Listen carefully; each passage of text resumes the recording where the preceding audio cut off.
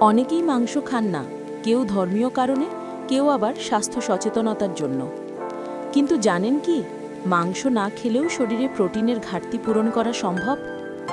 চলুন জেনে নিই মাংসের বিকল্প 8টি প্রোটিন সমৃদ্ধ খাবার। 1. ডিম। প্রোটিনের অন্যতম সেরা উৎস হল ডিম। একটি মাঝারি ডিমে থাকে প্রায় 6 গ্রাম প্রোটিন এবং প্রয়োজনীয় অ্যামাইনো অ্যাসিড। 2. দুধ ও দই। দুধ, দই ও পনির এগুলো শরীরের জন্য দারুণ প্রোটিন সরবরাহ করে। এতে ক্যালসিয়ামও থাকে, যা হাড়কে মজবুত রাখে। 3. ডাল ও ছোলা। নিরামিষভোজীদের জন্য ডাল হল প্রোটিনের ভাণ্ডার। প্রতিদিন 1 কাপ ডালে থাকে প্রায় 18 গ্রাম প্রোটিন। 4. বাদাম ও চীনাবাদাম।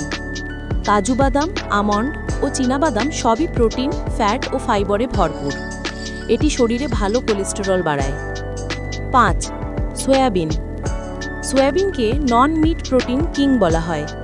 এতে প্রোটিনের পরিমাণ প্রায় মাংসের সমান। 6. মসুর ও মুগ ডাল।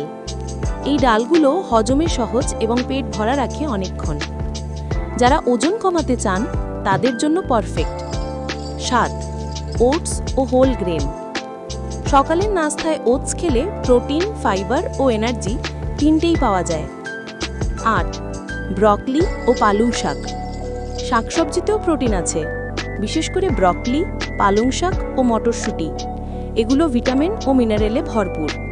তাই মনে রাখুন, প্রোটিন মানেই শুধু মাংস নয়। সঠিক খাবার বেছে নিলে নিরামিষ থেকেও আপনি শক্তিশালী থাকতে পারেন।